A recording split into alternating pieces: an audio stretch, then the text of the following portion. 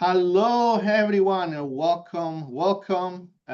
This is Daniela Lattanzi. I'm your host, and I'm the co-owner and CEO of Effective Practice Management, a company dedicated to helping private practice and healthcare practitioners to build and scale viable practice and achieve the next level of success and freedom.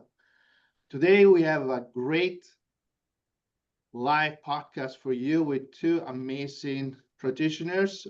We had on first things our good wish to Donna Brooke that was supposed to be with us today, and we got notice that she had to little things happen to her, and we wish all the best. But we have with us today two incredible practitioners, which is Dr. Stephen Goldstein, which is a chiropractor. Hello, Stephen. Hey, hi, everybody. Excellent. And also we have with us Dr. Linda Dorkarak. Sorry, Linda, I butchered your name. She's a vet from Montana. How are you, Dr. Linda?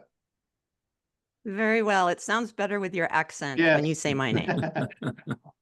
That's awesome. That's awesome. So, well, today we are going to take time to go over on how to skyrocket your patient acquisition and practice acquisitions.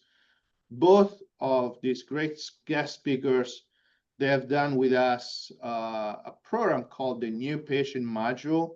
And we want to take the opportunity to share some of their insight and also behind the scene with you, because from a survey that we have done across the nations and also from survey from study, patient acquisition is always number one as a problem for healthcare practitioners. So we thought to take advantage of this opportunity and to invite our guest and speak with us about this subject.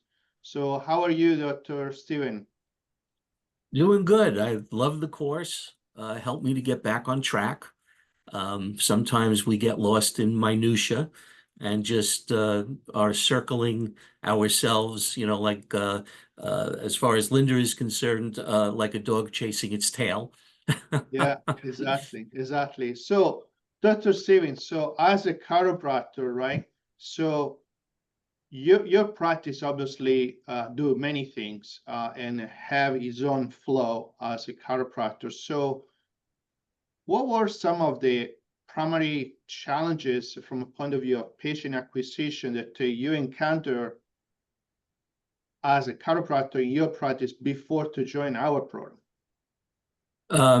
One of the problems, of course, is getting new patients, getting patients to stay, getting former patients to come back into the practice. And I just was kind of lost, actually. So Right. the course came along just at the right time, and things are now getting back on track. Great. That's awesome. That's awesome. And also, while you're here, Stephen, tell us a little bit about you and your practice and where you're located and what you're doing. I'm in Limbrook, New York. I've been practicing for just over 40 years. I don't know where that time went. Basically, chiropractic is my meat and butter at the time. Got into doing nutrition, and things have definitely helped as far as that was concerned. But basically, hand-on chiropractic. I don't know if you want me to give you a little background on that. Sure, yeah, absolutely. Yeah, I would love that. Come from two generations of pharmacists. My father was a pharmacist. My grandfather was a pharmacist. So growing up, medicine was candy. I have a headache, take a drug. My stomach hurts, take a drug. I have allergies, take a drug. And eventually, typical sore throats, ear infections 3-4 times a year, antibiotics 3-4 times a year, and went to 2 gastroenterologists, more drugs. Finally, I threw my back out, saw my first chiropractor, and within 3 months, I was off all my drugs. And I said, I got to do this. So, yeah. That's amazing. Well, thank you, Dr. Steven. All right. So, and Linda, going to you. So how are you, Linda, today? So far, so well, thank you. Fantastic. Well, first of all, welcome and thank you for being with us and for spending some time with us and sharing your informations to all the people watching this podcast. And by the way, a little plug, this podcast, besides being live, is also going to be replay on YouTube. So if you're watching in YouTube, please subscribe to the channel because we do have more and more video with tips and solutions to how to expand your practice. So Dr. Linda, okay, so as a veterinarian, obviously you have your own challenge, which is unique to your profession. So how is challenges from a point of view of patient acquisitions or new patients do you face in your field, and how do you feel our program can apply on a similar field for other veterinarians that may run into similar situations? Yeah, similar to Dr. Steven, my practice transitioned. I graduated veterinary school in 1986, but around 2000 is when I started learning the chiropractic and other hands-on therapy and using nutrition. And what I find with the more holistic veterinary care is that people tend to come as a last resort when the other parts of medicine haven't helped and they hit a wall. So I get patients at a real crisis stage oftentimes. With this kind of care, there can be immediate improvement with an adjustment, for example. Right. And so they anticipate a miracle treatment.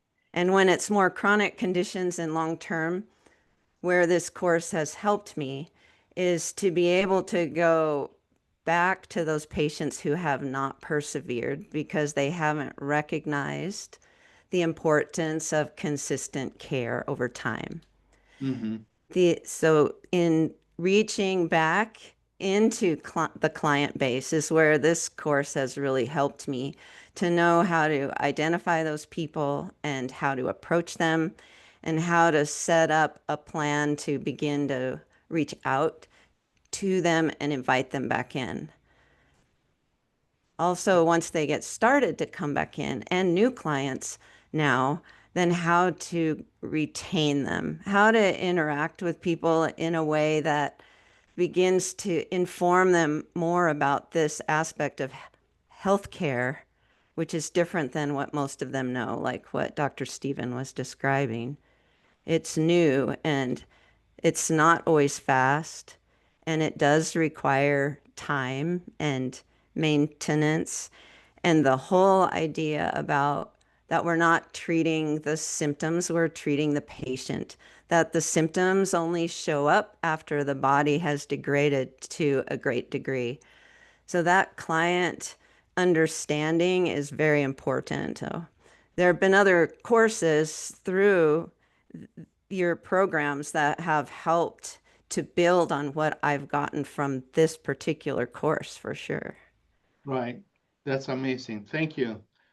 Now, Steven, going back to you, specifically on the new patient module, how is this training, but you may want to talk a little bit about it because this is not just training, like it's also a one-on-one hands-on approach of implementation. So how do you feel that our hands-on program help you to systemize your patient flow? Was there some aspect, maybe like of a training, like the key to success drill, that was effective for your profession as a chiropractor that also other people can benefit from? I like the idea of weekly homework, which is doable. So nobody should get scared about, oh my God, I got to do weekly homework. But the weekly work helped to keep me on track. helped to expand. All of a sudden, ideas started to come into my head on how I can do this and how I can do that. I now have at the front desk a QR code to get patients to leave testimonials on Google or Yelp. That just popped into my head. So we're doing that. We're getting more testimonials. A lot of our patients, when they look me up, whether it's in insurance or just on the internet, and they always mention, we've seen how many positive testimonials you've had, and that's why we called you as opposed to other chiropractors that might be in the area. One of the things in chiropractic is a term slipping and checking. So all of us always slip. I was slipping, but I wasn't checking. So this course helped me to start checking on all the things I was slipping on. So it got me to get more motivated into my practice and started reaching out and doing things that I hadn't been doing. What's interesting is we've reactivated about a dozen patients so far. These are patients, some of them haven't been in since 2015. Wow. So yeah, I've come to realize that you have to put your name out and your face out in front of your patients or out in the world consistently. So what's interesting is patients will come in that I haven't seen, or new patients come in and they'll say to me, oh yeah, I went to another chiropractor. And like, did it help? Oh yeah, they helped me. And I'm like, what are you doing here? I don't remember who I went to. I don't remember what town they were in. So you start to realize that even though you're doing a great job, if people haven't been in to see you for a number of years, they forget who you are. So you Right. consistently have to put that stuff out. And we're sending out text messages to our patients at least once, sometimes twice a week. So that's helped me to focus on doing stuff like that. That's amazing. Thank you, doctor. And Dr. Linda, like in relation to veterinarian, like how, even if it is a modality difference, how did the new patient module help you? I mean, you kind of already covered a little bit, but how the course or the training help you solve the patient acquisition problem, specifically on how you were able to apply to your setting as a veterinarian? In a couple of ways. One of them was realizing how critical it is to develop what they term the mailing list or client base, and that it's the greater the number of people that I have that I'm in contact with, the greater the chances of people returning.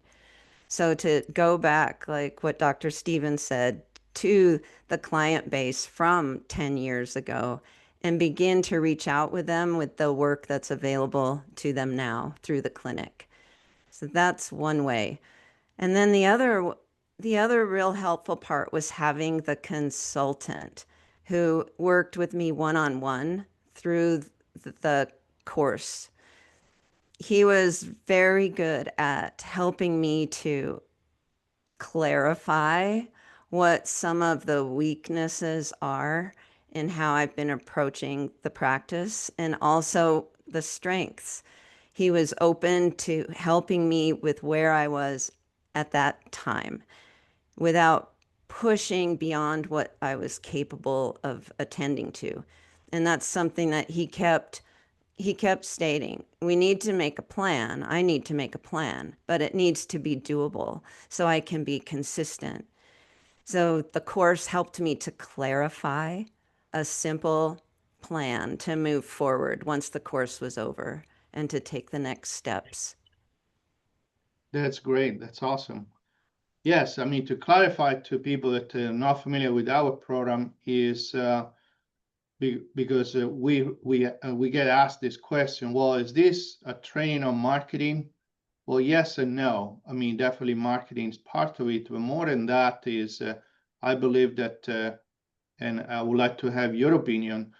We touched upon things that are fundamentals that you need to have in place as a system, so that it's not so much of the latest and greatest sort of marketing hack, but more to have a system so that, like Dr. Steven was mentioning, your practice is visible. Can you, Dr. Steven, can you elaborate from your point of view on this? Like, because this is something that we ask often, kind of, is this a marketing course? Like, what is your answer to that questions from your doing the course and the one-on-one consulting with us? I think it's more than marketing. I think it's about self-help, self-growth, things that never really thought too much about doing, and all of a sudden I realize, look at what I missed. So I do have a YouTube channel. I do have videos up there. I'm now linking that to my patients, sending them text messages, email messages. In the course, we learn about quality and quantity of an email list. And of course, we get patients, stop, don't send me any more stuff. I don't want to hear it anymore. And I'm fine with that because they're never going to come in anyway. So this way we get them off the list. We don't have to worry about getting more, I told you to stop, leave me alone. So it really just helped to focus. So yes, it's kind of marketing, but it's much bigger than marketing. Nice, nice. And then just to add one more point, which is, I believe it's an integral part for the students, the implement the program, like how having KPI or statistics, how did it help you to kind of be on check on if you were winning or losing, or if you were doing the right things or not the right things? Can you talk a little bit about these tools that is part of this of the whole journey? Yeah, I stopped doing statistics a bunch of years ago. Started doing it, realizing how important it is, realizing that you get to track the new patients, the patient visits, the income, see where you might be falling short, see where you're growing. I also implemented a bonus system with my receptionist.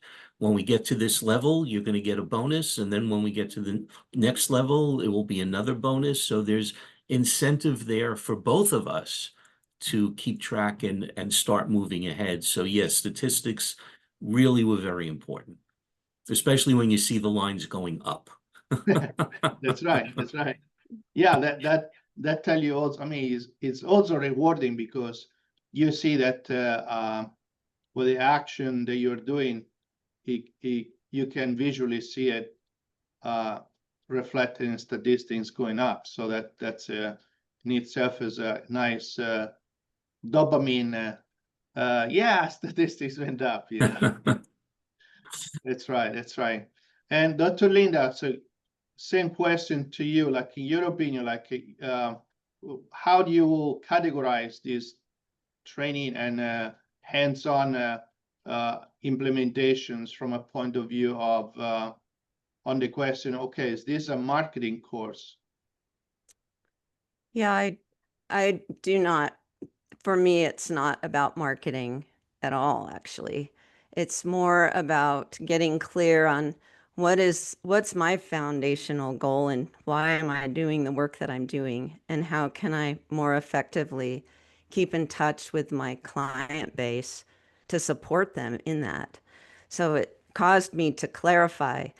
It's in it for me, part of being in this course, what's been important is to keep my personal foundational goals in mind as I take in the recommendations that are given to me, so I'm not drawn off course, but instead build the course that I hope to be on. And one example of that, I recall the consultant saying, if your practice is either going up or it's going down. It doesn't stay the same. It's dynamic and always changing. So as I pay attention to these graphs and pay attention to who's coming in and what have I done in reaching out that has helped increase the number of people who choose to come in, then it helps me to identify what's been useful and what isn't. So, for example, was it useful to send emails? Well, actually, for me, it wasn't. What I found is it's been more useful to actually call the people on the telephone and check in directly and let Nice. them know where I'm working now and the new things that I'm learning. And one of the things for me that's been different too, that this course has helped with, is the new things that I'm doing in the practice that I didn't do before. And as a veterinarian, the things I'm learning also bring in people. So I've been able to build programs for not just the animal, but for the people too. And so then provide that incentive for them to get started with some care at the same time they see their animal improving. So those kinds of things, I don't call it statistics so much because it's mostly graphing, right? But Yes. seeing the tending of those graphs relative to how I engage the people in the care has been really rewarding. I just want to Nice. emphasize that point about if I'm not doing anything different, my practice is going to stagnate. And so to even look at something, even if it's maintaining, what am I doing to maintain the work and increase the quality of the work, even if I'm not growing the numbers yet? Something needs to be changing in order for the practice to thrive. It's very true. That's very true. Amazing. Thank you. Thank you. All right. So, Dr. Steven, another question. So, going toward the end of this podcast, because we almost, we don't want to keep it too long, but based on your success, like what practical advice would you give to other fellow chiropractors who are looking to consistently scale their practice, grow their practice, and most of all, fill their schedule with new patients and and implement whatever amazing protocol they are using in their practice? Well, it doesn't matter if you're just starting out. It doesn't matter if you've been in practice for decades. Um, you still need to look at what you've been doing. Even if you've been very successful, there are ways that you can become even more successful. There are things that you might not have thought about.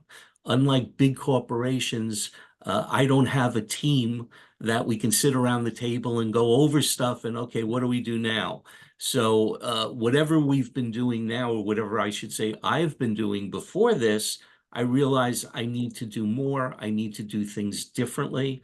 So it helped me to get out of my head and get into the growth part. And all of a sudden, ideas started coming up on how to implement things. Being with nutrition response testing, we've gotten different booklets over the years that I never thought of sharing with my patients in text messaging. So patients would come in, we'd hand out the books, but now I'm texting or emailing copies of those books for them to take a look at. So a lot of things that I should have done, never thought of doing, all of a sudden my mind opens up to doing those things. So I would recommend this course to anybody. Like I said, whether you're new in practice, you've been around the block a lot, you're going to find things that are going to help to move forward even faster and open up new avenues that you never thought about. That's great. I appreciate it. Thank you, Dr. Steven. And Dr. Linda, so for other veterinarians that are listening, or maybe they're going to listen in the future, watching this replay, what core insight or what advice or practical step you advise them they can do in order to grow their practice? So as you say, like, increase the quality of care using some of these tools. Is to keep the client base active, to keep in touch. and set up just a very simple plan. Even if it's like, okay, this week, every week, we're going to reach out to 10 clients that haven't been into the clinic for the last 6 months. Check in and find out how the animals are doing. Check in if there's new animals in the family and encourage them to get started on a proactive healthcare plan, not just for illness or just for vaccinations, but for healthcare, a proactive plan, and to keep in touch with the education that we can provide, offer that to these clients early on. That's the main thing, a small plan that's doable and that is consistent. That's awesome. That's awesome. Thank you. Appreciate it. To wrap it up, I don't know, Dr. Steven, I don't know if there is any last takeaway that you want to share before we end off. Linda, there's an open floor, like anything else that you would like to add yourself? Well, there's one thing is, again, no matter how long you've been on the planet, there's always something new to learn. Yeah. There's always something new that you haven't thought about. And so you just have to put yourself out there and keep learning. These courses that I've taken in the past have really helped me in many ways, but also it's helped my patients in many ways. And that's the bottom line. So just look into these courses, especially this one. It really made a difference in my life and in my practice. That's awesome. That's awesome. Like, I mean, without going into much into the number in itself in terms of figure or whatever, like, but if you want to do like a quick comparison from before to now, like, what would be like your increase in patient acquisitions, like, I don't know, percentages or whatever you're willing to share, like, for just to have other people to get an idea of the growth that this training resulted? Well, in a short amount of time, like I said, we've reactivated at least a dozen that haven't been in years. Overall, the growth has been, I would say, around 20%. So, Nice. which is, yeah, tremendous for a short amount of time. That's great. That's great. And Dr. Linda, any final words or last ultimate takeaway that you would like to share? And also, like, if you're willing to share, like, in the amount of time you've done this training, like, what was the, in your perspective, what could be the growth from before to after to now? Well, the main point to go into any of this, I just want to encourage is be clear with, to have been clear with my own purpose and goals, so that gets, so I build on that with the care that I'm getting through the course. And then being vulnerable with the person who's guiding, the consultant in the course. Be honest and willing to learn. It doesn't, and be willing to acknowledge weaknesses and accept recognition of strengths to build on those. So working with the consultant as a solo practitioner for me was a game changer. And as far as how the practice has changed, it's changed a lot. But I'll base that too with, I'm also in the process of the nutrition response testing, which also changes practice quite a bit. And That's right. but because of this course that we're talking about now, it has helped me to implement what I've learned with the new training in a fuller way, a more confident way, a more assertive way. My consultant helped me to realize that I need to be insistent, in a kind way, but insistent about the message that I have and the information that I have and what's available to people, because ultimately it's for their best interest. It's for their health. And if I'm holding back, if I'm not putting my work front and center, then there's no way for them to know and receive that support. That's how this Very true. course helped me. Very true. Appreciate it. Thank you, Dr. Linda. Thank you, Stephen. And again, we're going to wrap it up. So before we end off, again, big thank you for both of you, for our guests.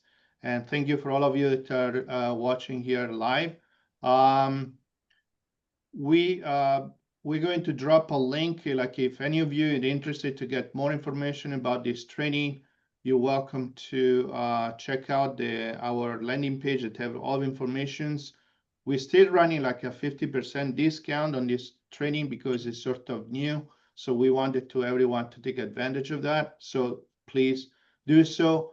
One little additional point on that is that we actually have also financing available. So we have tried everything to our power to help to get facilitate each one of you to enroll on this training, which is I think is fundamental.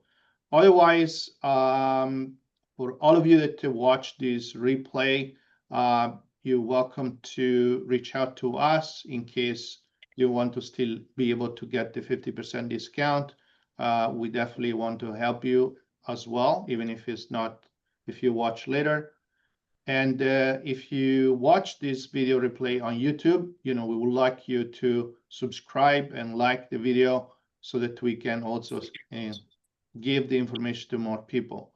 With that said, thank you so much. Thank you again, Dr. Steven. Thank you, Linda. And My pleasure. It's always a pleasure. And also, we looking forward to see you to the next podcast. Thank you very much. Thank you. Thank you. Bye.